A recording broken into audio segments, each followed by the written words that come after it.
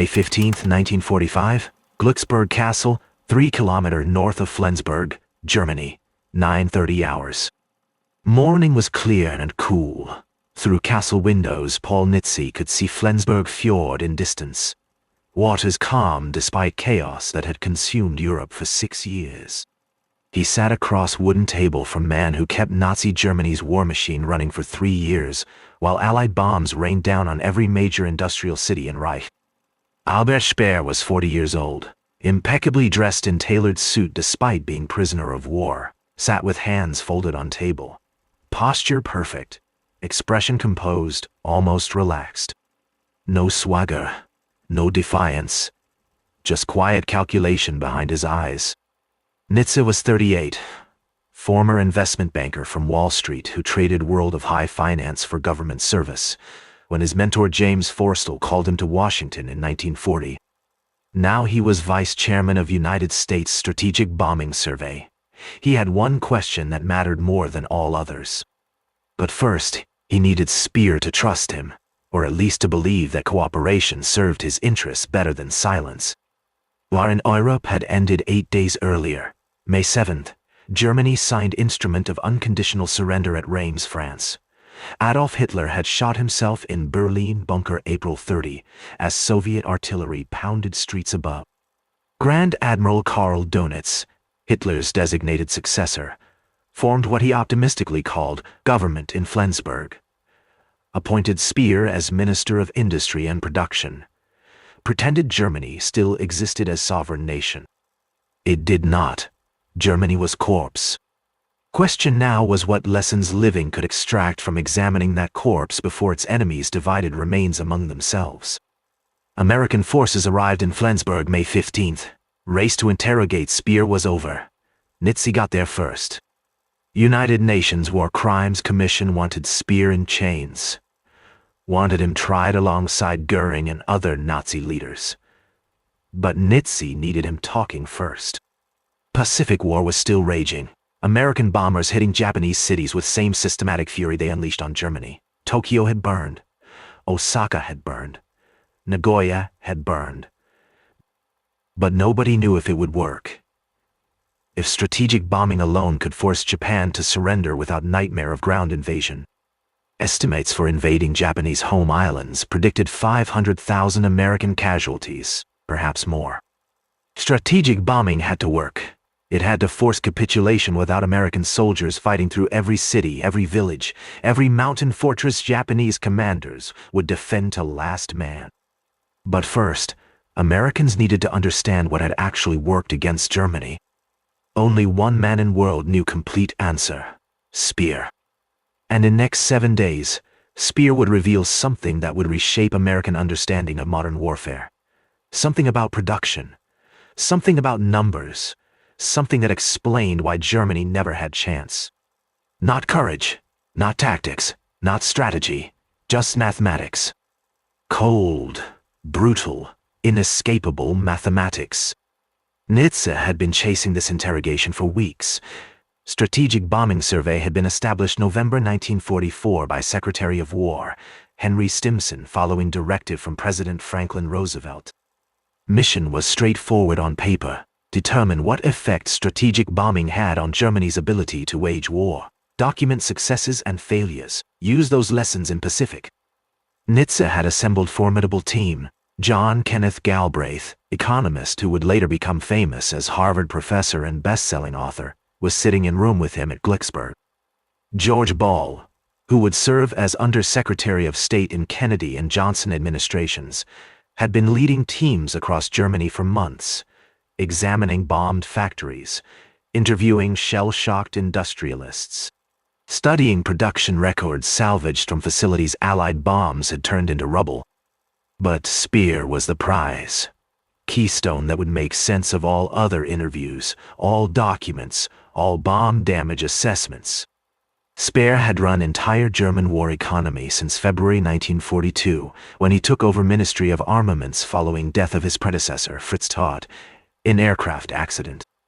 For 3 years, Speer controlled every factory, every supply chain, every labor allocation decision from Atlantic coast to gates of Moscow. If anyone knew whether strategic bombing had worked, whether it crippled German production or merely inconvenienced it, whether an entire bloody expensive campaign had been worth cost in aircraft and aircrews, it was Speer. Problem was Speer knew he was valuable. He had watched other Nazi leaders in final weeks of war. Some committed suicide like Hitler and Goebbels, some fled and were being hunted like animals, some were captured and already being prepared for trial. Speer had calculated his odds carefully.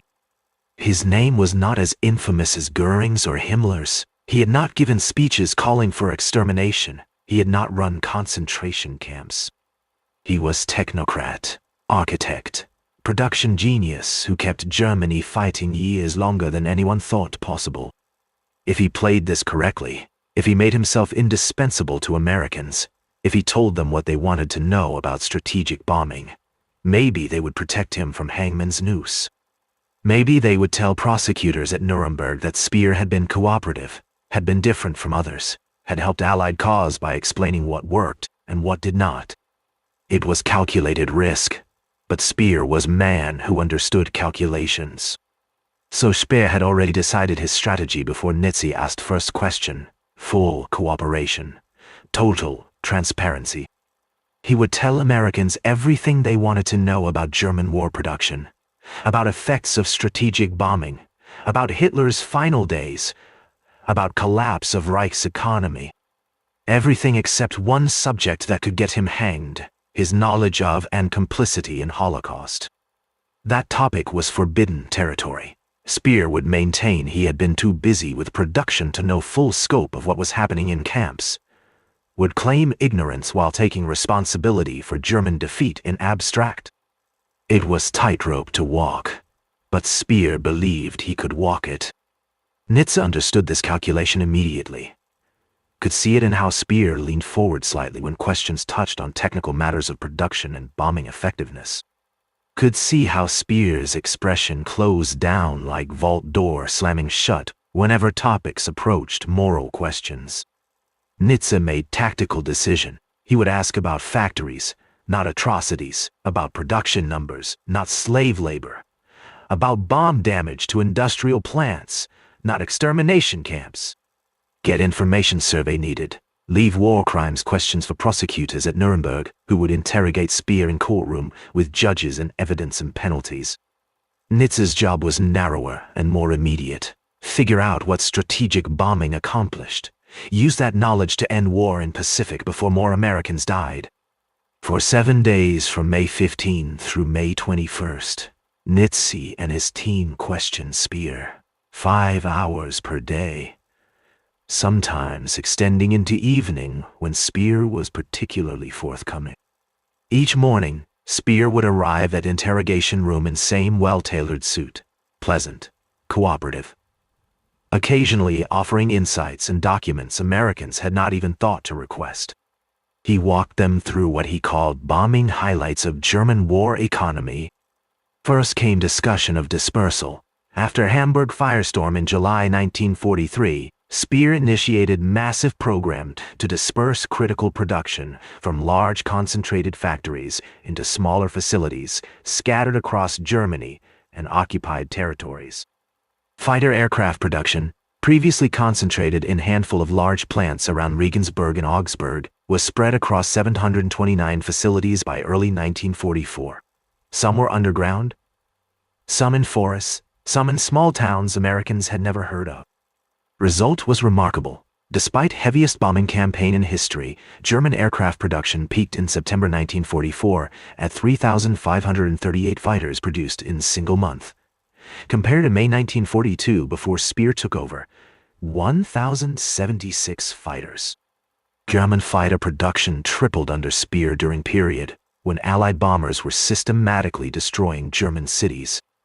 Nitze listened, took notes, asked clarifying questions. Speer explained how dispersal worked. Small facilities were harder to find, harder to damage, easier to repair. Even if Americans destroyed 100 sites, 629 others kept producing. But dispersal had hidden cost. Transportation, Getting raw materials to 729 scattered facilities required trucks, trains, barges. Getting finished components from those facilities to final assembly plants required more transportation. Quality control became nightmare. Coordination was chaos. But it worked. Production kept increasing even as bombs fell.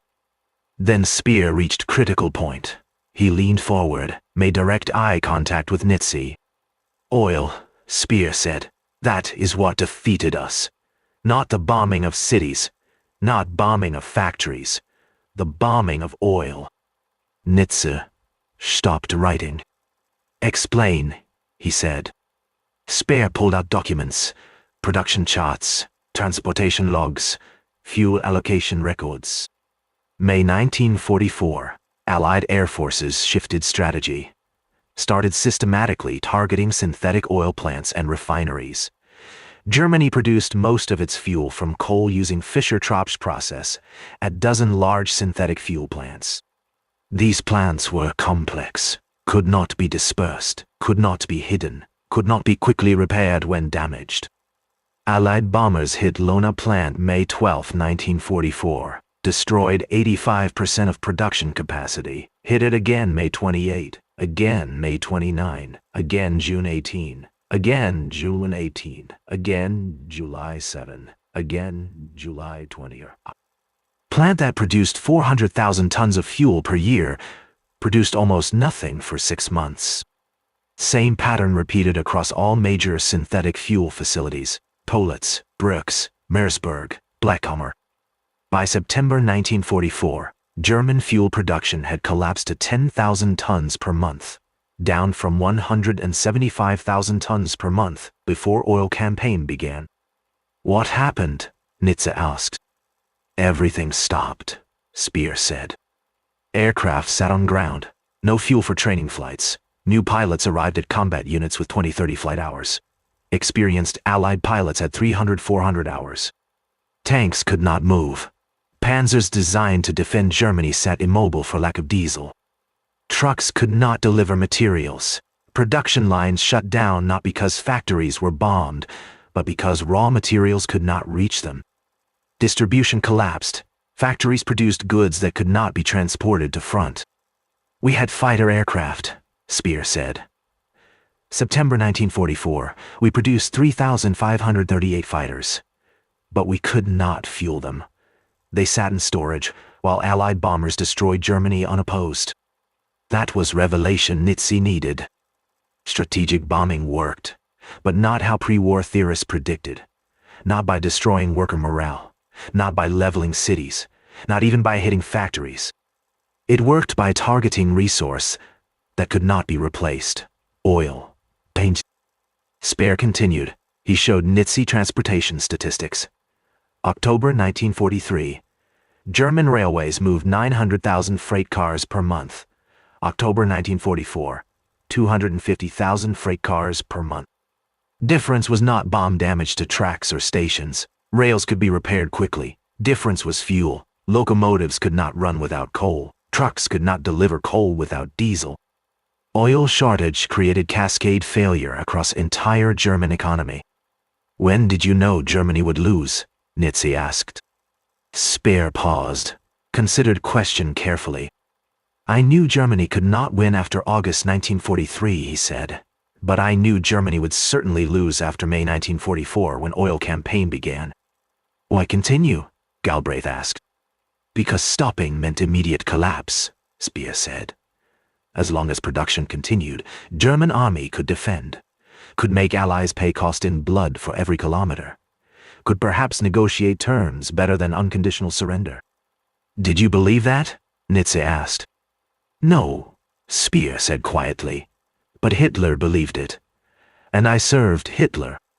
That statement hung in air between them. Speer had just admitted he knew war was lost, but continued enabling Nazi regime for 2 more years.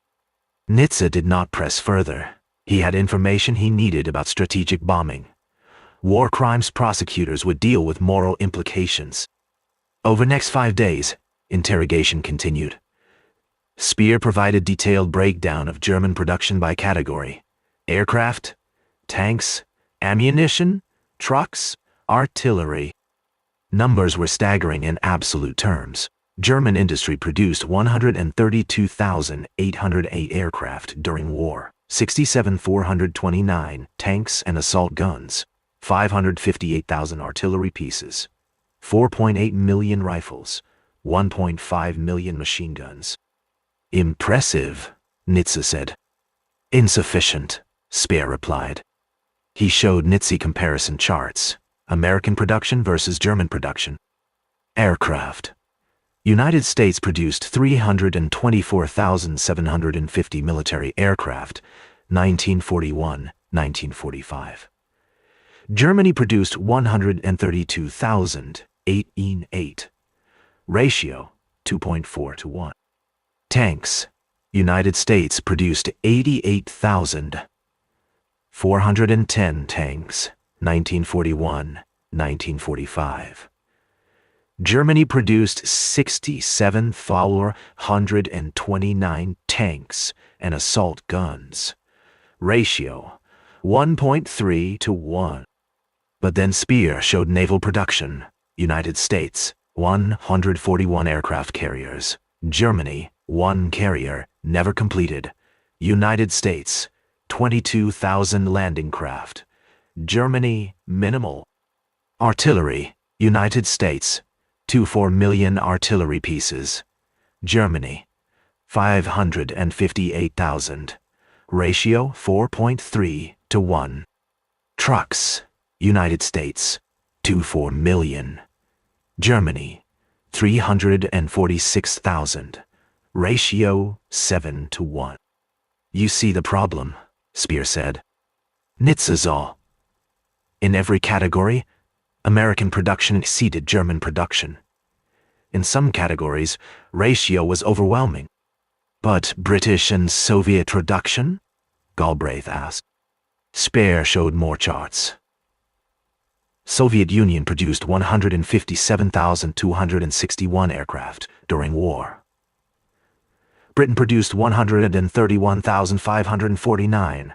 Combined Allied production, 613,560 aircraft versus Germany's 132,018.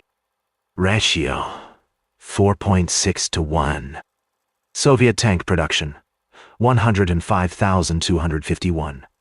British tank production, 27,1896. American tank production, 88,410. Combined, 221,557, 429. Ratio 330 to 1. How could Germany fight this? Nitze asked. Germany could not, Speer said simply. Not once United States entered war. American industrial capacity alone exceeded German capacity. Add British Empire and Soviet Union, an outcome was mathematically certain. Speer leaned back in chair, looked at Nitze directly. That is what no one in Germany understood until too late. We believed German engineering was superior, German workers more skilled, German tactics more innovative, all true, but irrelevant. Why? Nitze asked. Because when opponent produces 5 fighters for every one you produce, quality does not matter. Your pilots shoot down 2 enemy fighters. Enemy still has 3. Next day, enemy produces 5 more. You produce 1 more. Math does not change. Speer showed combat loss records. October 1944. Luftwaffe lost 1223 fighters in combat.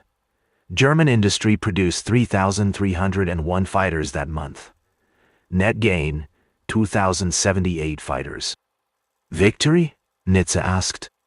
Defeat, Speer said.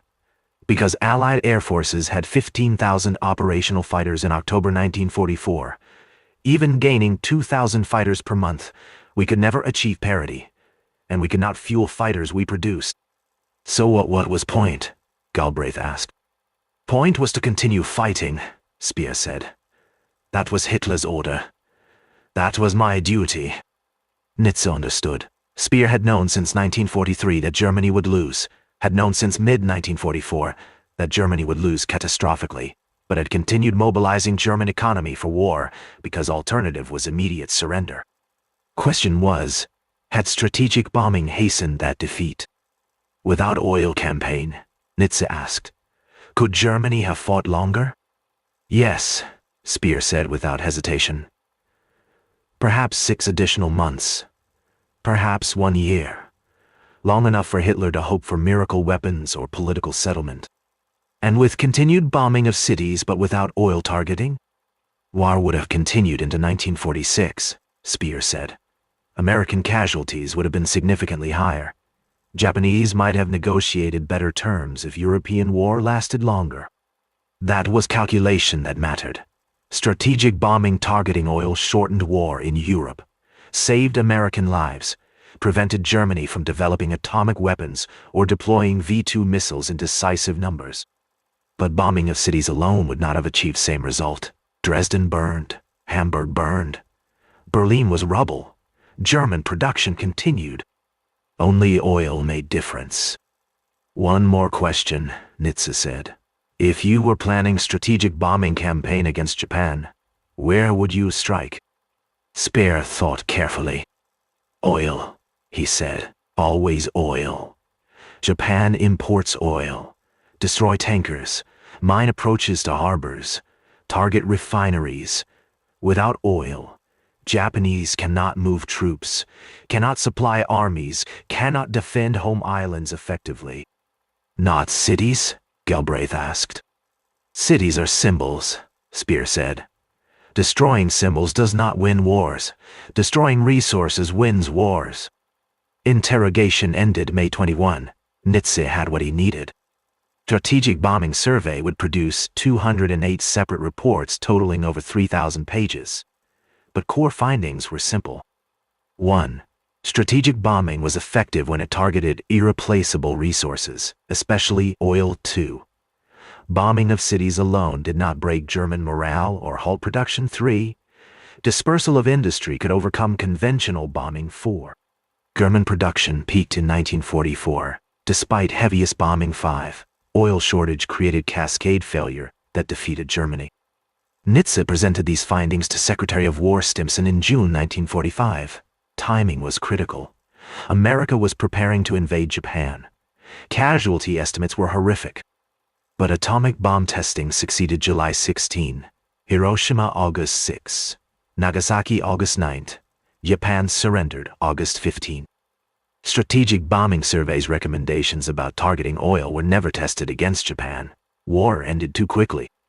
But Nitze's interrogation of Speer shaped American defense policy for next 4 decades. Lesson was clear. Industrial capacity determines outcomes in modern warfare more reliably than strategy or tactics or courage.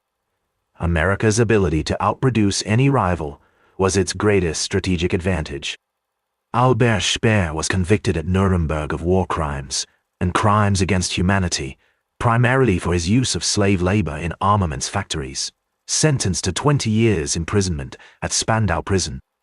Tribunal noted his efforts to sabotage Hitler's scorched earth decree and acknowledged Speer had been one of few Nazi leaders to accept personal responsibility for regime's actions, though that responsibility was carefully limited to avoid admitting knowledge of Holocaust. He served full sentence without parole, released October 1, 1966.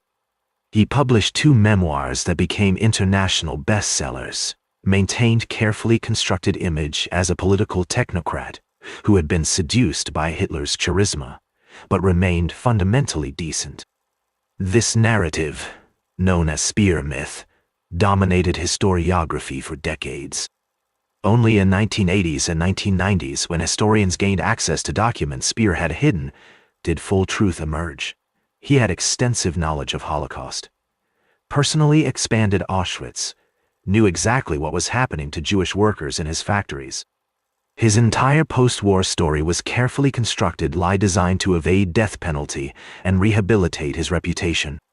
But in May 1945, Nitze did not know this. He knew only that Speer had provided information Strategic Bombing Survey needed.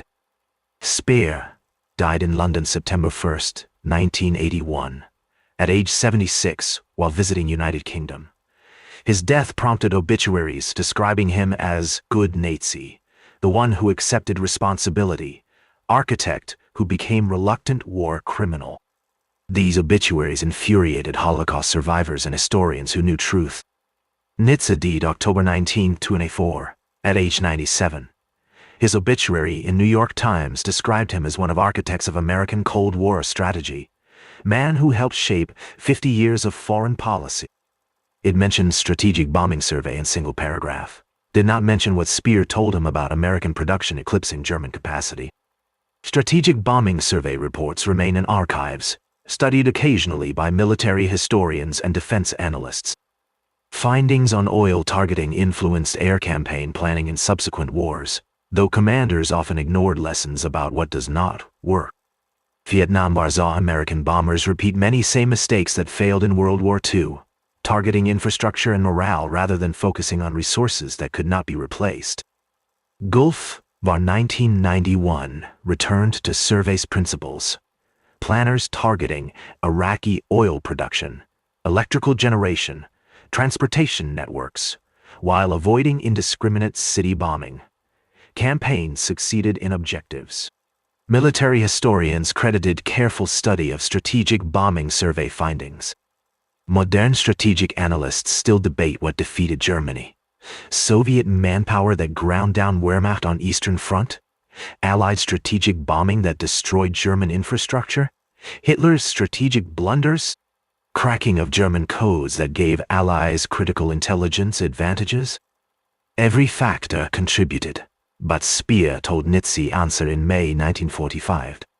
Germany lost because American production exceeded German production by ratios that made German defeat inevitable, 2-to-1 in aircraft, nearly 2-to-1 in tanks, 10-to-1 or more in naval vessels. Overwhelming superiority in trucks, artillery, ammunition, every category of military equipment. And there was nothing Germany could do to match that output.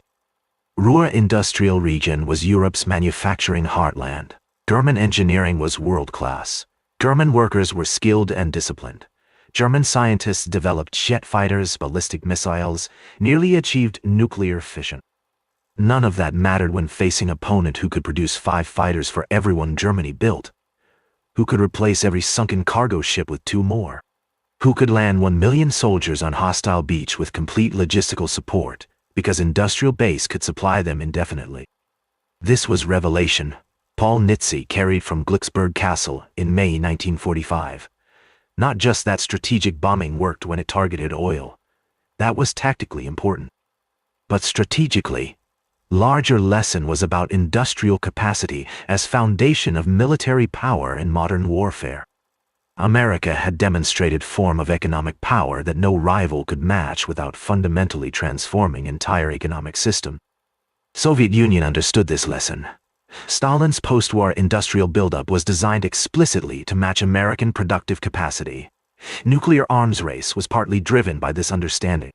If you cannot match American conventional production, develop weapons that offset numerical disadvantages. Soviet industrial expansion in 1950s and 1960s was an attempt to create productive base that could sustain conflict with the United States. It failed. Soviet economy collapsed 1991, unable to match American military spending while maintaining civilian living standards. China learned a different lesson from studying World War II production statistics. Instead of trying to outproduce America through communist central planning, China integrated itself into global trade networks, attracted foreign investment, built manufacturing capacity by serving as world's factory, then used economic growth to fund military modernization. By 2020, Chinese industrial output exceeded American production in many categories. Whether this translates to military advantage in any future conflict remains uncertain. But Chinese strategists studied strategic bombing survey and understand what Speer told Nitze. Wars between industrial powers are won by side that sustains production longer, replaces losses faster, brings overwhelming material advantage to bear. Core findings of strategic bombing survey remain relevant today. Target resources that cannot be replaced. Understand that civilian morale is far more resilient than pre-war theorists believed. Recognize that industrial dispersal and redundancy can overcome even heavy bombing, except that modern warfare is ultimately contest of industrial capacity. Side with more factories, more resources, more workers. Superior production systems wins if other factors are roughly equal. This was what Nitze learned from 7 days of interrogation in May 1945. Germany could not win because America's material superiority was mathematically insurmountable. Speer had known this since late 1943. He kept producing anyway because stopping meant immediate collapse. But he knew. And when he told Nitze, that knowledge shaped 4 decades of American defense policy. Single interrogation, single prisoner, single revelation. Numbers defeated Germany. Not courage, not tactics, not strategy, just brutal mathematics of production. America built more. Germany lost. Simple as that. Profound as that.